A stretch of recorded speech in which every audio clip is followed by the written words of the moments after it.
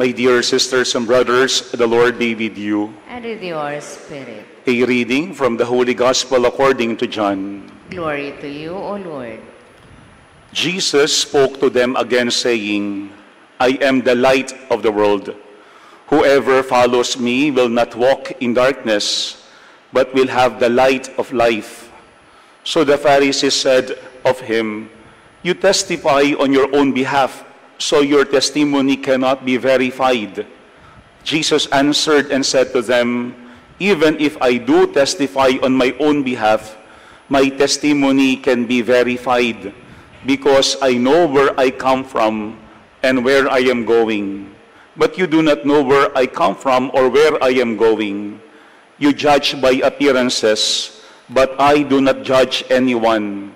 And even if I should judge, my judgment is valid, because I am not alone, but it is I and the Father who sent me. Even in your law it is written that the testimony of two men can be verified.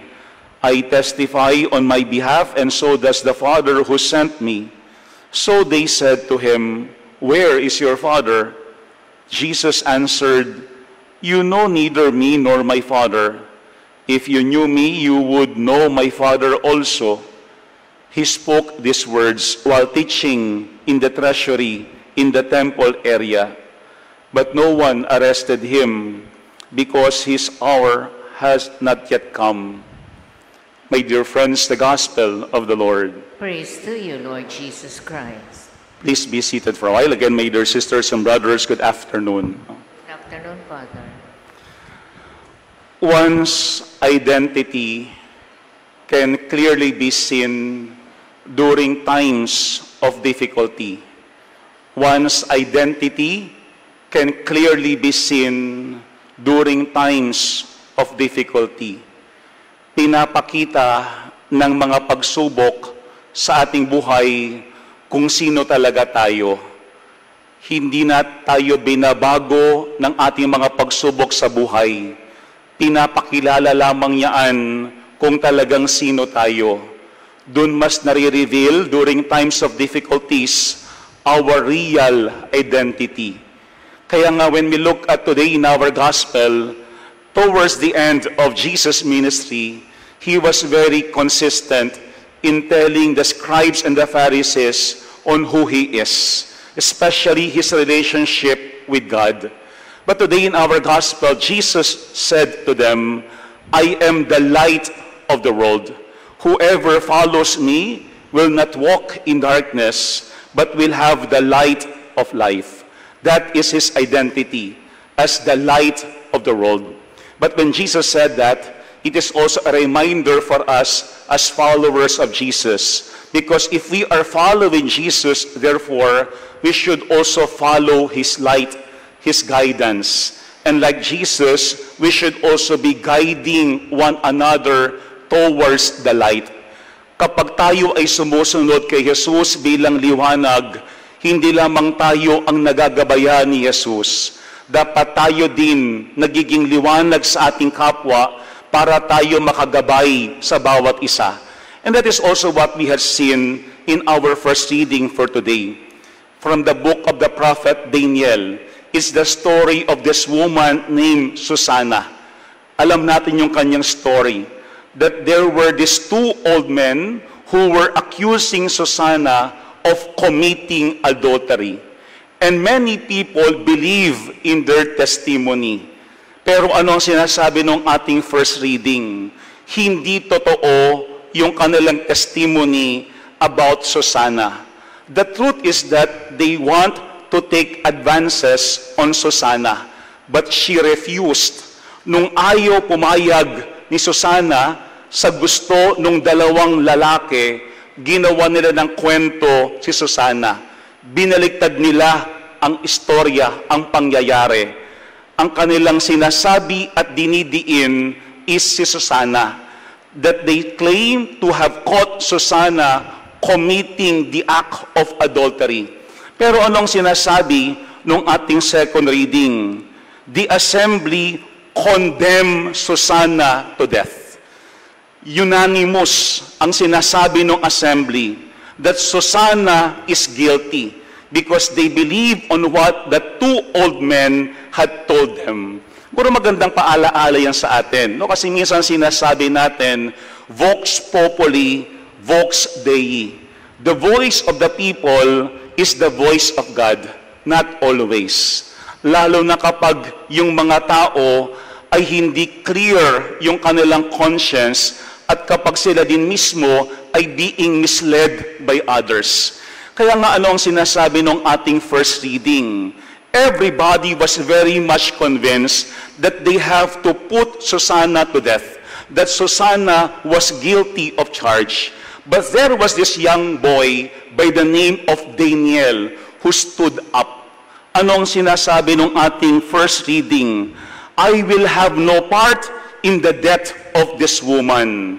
Kaya nga itong si Daniel na ito, siya yung voice na kung saan pinapakita yung guidance na kinakailangan ng mga tao during that time. Siguro magandang paalaala rin yan sa atin. Kaya may mga pakakataon na maaaring tingin natin totoo, tama yung ating mga naririnig, and we already had made a conclusion as a group or as a community. Until the time comes that someone would call our attention telling us it could not be true. Maaaring hindi totoo yung sinasabi. Maaaring hindi tama yung pinapangalat na balita. Kaya nga at the end of our first reading, all these people, they praised the Lord for the wisdom that God had given to Daniel nung siya mismo ang nag-investigate doon sa dalawang lalaki at kanilang natuklasan that they were very guilty. Sila mismo ang guilty at hindi si Susanna. Pero two things that we could see in our two readings today. Ano yung dalawang bagay na yun? Dalawang F. The first F is the faithfulness of God. Yung katapatan ng Panginoon. That is also what the people had proclaimed nung kanilang na-realize that Susanna was innocent.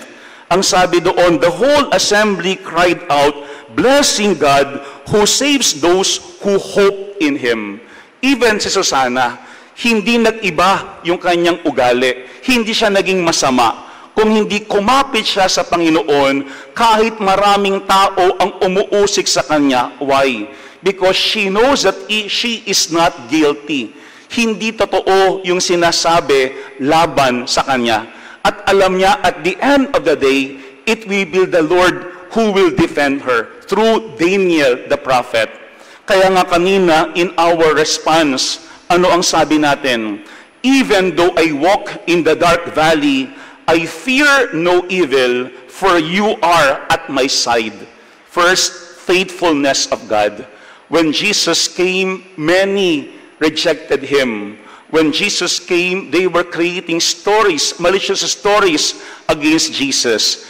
And yet Jesus knows that the Father is always with Him, at His side. Sana ito yung ating laging maramdaman.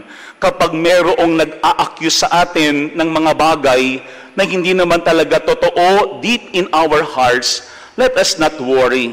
Let us find our hope in God, knowing that God is always there, being faithful to us. First F, faithfulness of God. Hindi tayo iiwan ng Diyos. If we had been very faithful to God, God will also be faithful to us. But second, when we look at our readings, we also see here that fruitfulness in God. Now that is a second F. Not only faithfulness of God, but fruitfulness in God. Because may mga pagkakataon talaga that people could create malicious stories about us. Maraming pwedeng sabihin na hindi totoo yung ating kapwa sa atin. Lalo na nowadays, nag-i-spread yung fake news. And many people also have that tendency to easily believe in what they read or what they hear. Pero anong sinasabi dyan? At the end of the day, we also have to check what is being formed in us when we face difficulties and trials in our lives. Kasi dapat hindi tayo sinisira ng mga pagsubok sa ating buhay. Dapat hindi tayo ginagawang masama ng mga pangit nating karanasan araw-araw. These things should make us stronger and better persons and also grow deeper in our faith. Pangalawang F is fruitfulness in God. Sana namumunga pa rin tayo, hindi ng kasamaan, kung hindi ng kabutihan, kahit maraming mga taong masama sa ating paligid.